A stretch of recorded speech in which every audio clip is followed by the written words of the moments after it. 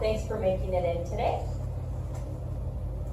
So my name is Jennifer. I am a BCBA. I've been a BCBA for around 9 years now.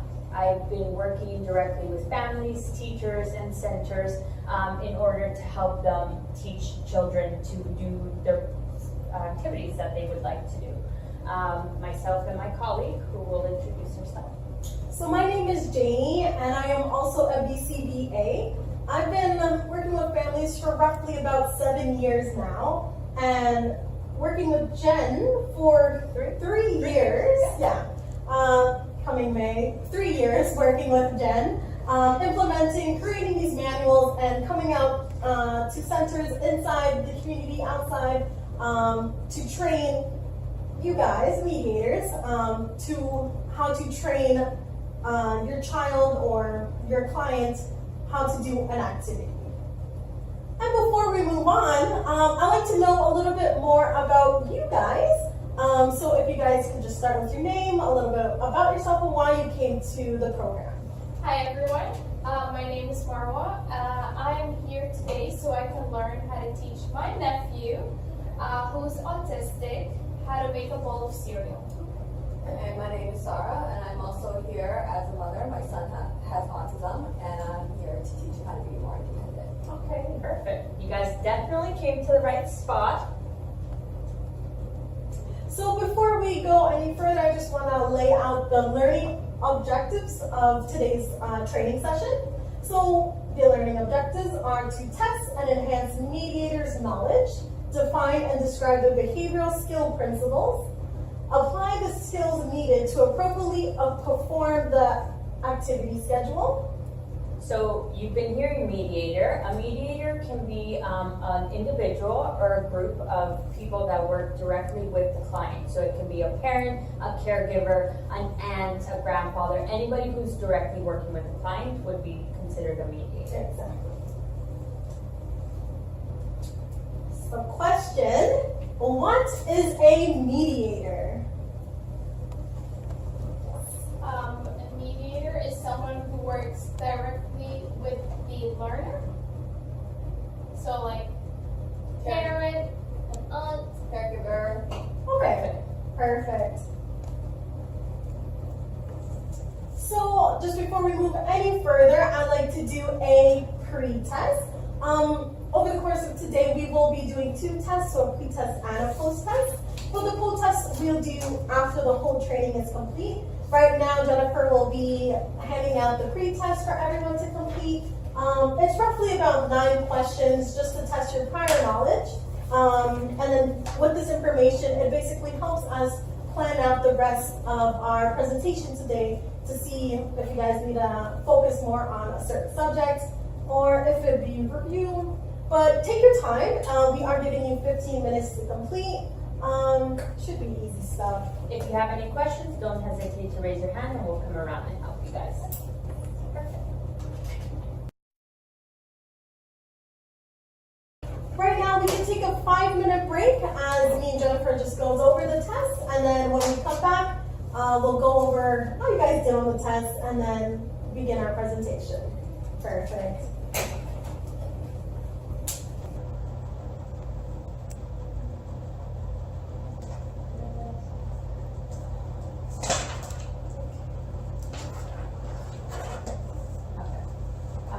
We can start off with this one, and then we can go to this. Yeah. Yeah. This is nice. So, welcome back, everyone. Jen and I did go over the pre-test, and overall, you guys did an amazing job. I was quite impressed. But there were some key things that I just wanted to review and touch base on again. Right now, I'm actually going to get Jennifer to hand out our training manual. And the training manual basically consists of everything that we're going to be covering here today. And so you guys have a hard copy of everything that we cover so you guys can take it home, review it later, and have your own copy. Perfect. One of the key points that was on the test that I saw that you guys had a little struggle on is behavioral skill training. So I just wanted to give a quick overview of what it is. So behavioral skill training is the training model that we will be using to train you guys on how you guys should train your learner or your nephew and your son at home. So another term that we will be using, instead of saying behavioral skill training, we're just going to say BST. And so training is very individualized because your child is different from your child. Everyone's different, so very individualized. And a key point of behavioral skill training is that it really helps improve the social and the communication process of your learner. So the behavioral skill training consists of 4 components, which are instruction, model, rehearsal, and feedback. In the next couple of slides, we are just going to go into more detail what these components consist of. So, the instructions. It is, you explain to the learner what they will be doing. Its advantages of having an activity schedule is that the trainer will give the instructor once, and then the learner will be able to perform the activity independently. We provide the learner with choices for their reinforcements before the instruction is delivered. And always keep in mind that throughout this entire procedure, the only time that you are talking is during the instruction. You want to keep very minimal conversations so that you're not distracting the child in their learning. So modeling is a demonstration of the correct behavior. You can use visual and verbal cues throughout your modeling, and it's very important a way to model is to emphasize with using large movements to make a point, or pauses when it's something dramatic and you really want that information to sink in. The modeling of the behavior usually occurs in the environment where the child or the learner will be actually demonstrating the skill to get that full effect. So, just a quick question to make sure you guys are on track. What is the difference between instructions and modeling? With instructions is when you tell basically. Sorry, can you just be louder? Yeah. I believe that instructions when you tell the learner what to do, whereas modeling you're actually showing the learner. Yeah, perfect. Exactly. And the next question, what are key points to keep in mind when modeling? You said perform large movements, so the learner is paying attention to the relevant cues. Exactly. And another point I just wanted to add on while modeling, it's important to keep it general, so that learner could be able to transfer that skill from that one environment to another environment. So from your kitchen to maybe your kitchen to your kitchen, since we are learning to make a bowl of cereal today. Okay, so rehearsal is you practice the steps multiple times with the trainer. So we're going to be observing you guys. We'll be watching how you are going throughout the whole procedure, and we will only move on or provide you feedback once we see that you're comfortable with what you are demonstrating to us. And feedback. So after you guys are rehearsed and I've observed you, we come back with some feedback. And so feedback could be demonstrated into 3 forms, which are verbal, written, and graphical. And verbal is very quick and easy. Written is something hard copy so you guys can keep at home. And by graphing the data, you'd be able to see over a period of time how the training or how your training increases or decreases over time. So the next component, before we move on, do we have any questions? I know that might have been a lot of information to sink in, but if we're okay, we can move on. Yes. So that just ends our behavioral training component. Right now we are going to talk about the learning content of behavioral skill training. So the first content that we're going to be talking about is prompting. So prompting is a physical cue, a verbal or or visual cue that aids the learner to complete the task or complete the behavior that you want them to do. So the different types of prompts are full physical prompt, partial physical prompt, model, gestural, and verbal. If Jen could actually come on over here, and then I could just do a quick presentation of how each prompt might look like. So the full physical prompt is me actually getting the learner and fully physically helping her complete the task. So if I'm making a bowl of cereal, I'm right behind. It's very important to keep in mind that I have to be right behind the learner while modeling so I don't distract them. And later on, it helps them to be more independent rather than me being in front of the child. So this is full physical. Partial physical would just be, again, behind, and you're partially helping them. Modeling, I'll be demonstrating, and you can demonstrate with me. Gestural might be just a point. And verbal, I'm telling the child what to do. The prompt, thank you, Jennifer. The prompt hierarchy is from most to least. So most to least would start with full physical down to verbal, and then least to most would be verbal up to full physical. So another learning content is reinforcement. So another word for reinforcement is a reward. So it is a reward given on appropriate behavior to your learner. What we do at the beginning is, if you remember from the other slide, I would, for example, come up to Jamie and present her with a preference assessment? A preference board. Okay, so this will show everything that Jamie has an interest in, all the items she's previously had an interest in. So I will go up to her and say, what would you like to work for? Phone. Perfect. So you would give the learner the image, and this is a form of reinforcement. It is called a token board. So this is a system that we use within. So if you can see from here or the example, it shows the learner how they are progressing through the steps, and they will receive a star as they complete them.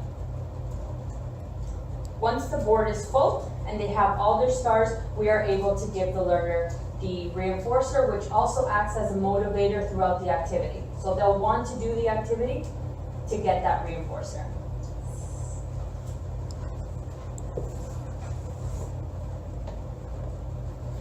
So the next component would be error correction, and error correction is basically what you do if the learner is engaging in the wrong activity or the wrong behavior. So the error correction steps would be to stop the learner and then redirect to say the instruction again, and then fully prompting them to complete the task correctly. You would use in the prompt hierarchy that I was speaking about earlier, the most appropriate prompt to that skill that the learner might need to demonstrate the task properly. So a visual schedule is a visual representation of how to complete the steps.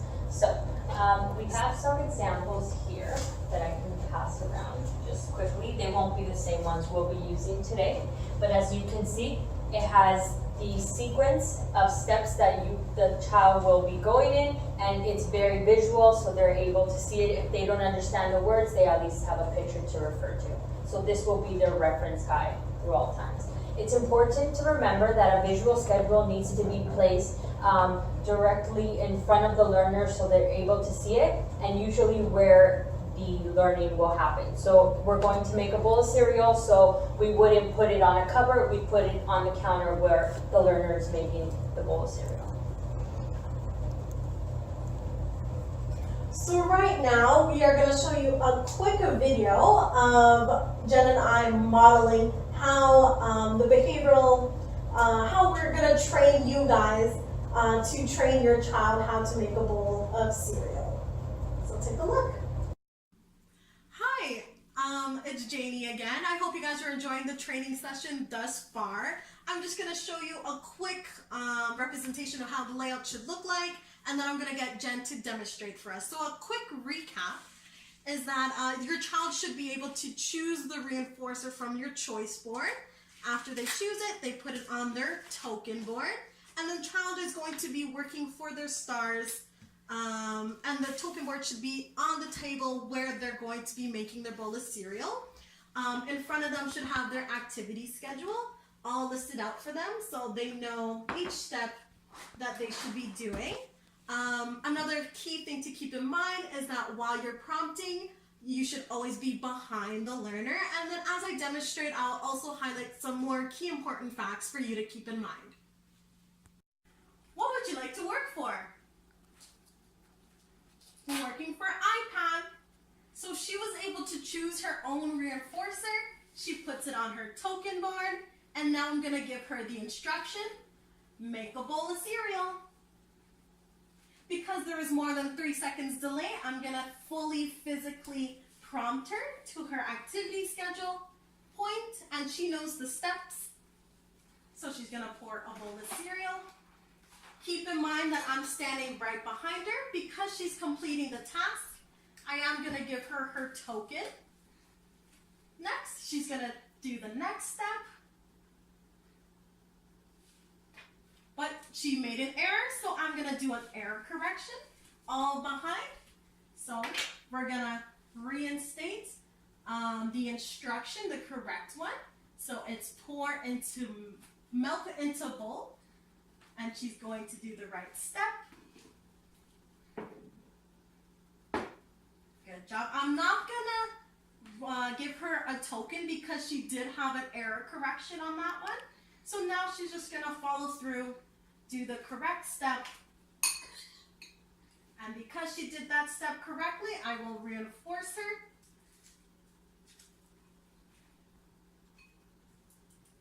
And she did complete that last step. So her token board is full, and she gets to have her token. And her reinforcer. Good job! So welcome back. I hope you guys enjoyed that video. Right now we'll be taking any questions, questions about the videos that you might have, or questions about the overall learning content portion of this training session. Anybody? Okay. Perfect. So the training manual, as we said before, just keep it as a reference. It goes over everything that we spoke about throughout this training session. And when we move on to the kitchen and doing the modeling and rehearsing, it'll touch upon that as well. It's good to keep as a real life tool when you're out in the real world. You always have something to look back on. It has the prompts and whatnot. That's definitely important. Okay. Thank you. Awesome.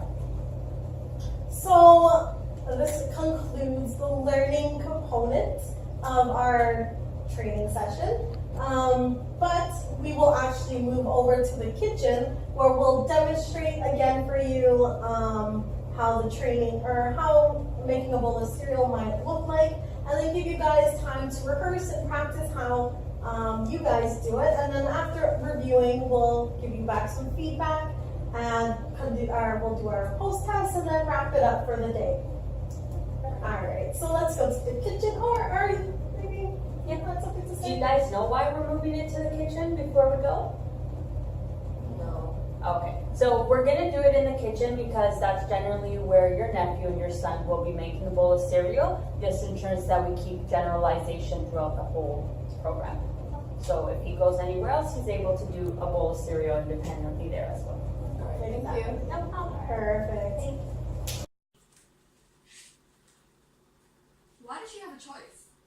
Well, this is going to be her reinforcer, so it keeps her motivated to complete the task. Okay. Okay, Kim, what would you like to work for? iPad. We're working for an iPad. Make a bowl of cereal.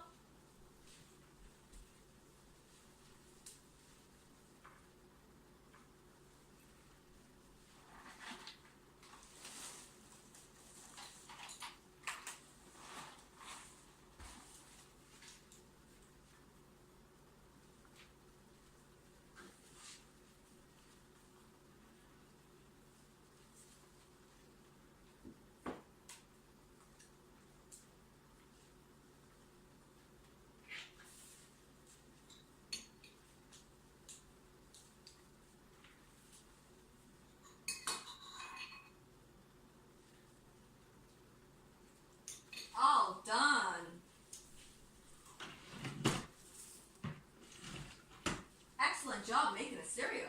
Thank you.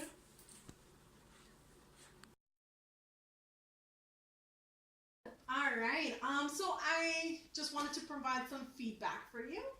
So one corrected feedback that I do want to tell you is that you should really stand more behind the learner. I noticed that you were kind of beside the learner during most of your demonstration. So just keep that in mind to stand more behind the learner while providing prompts and everything.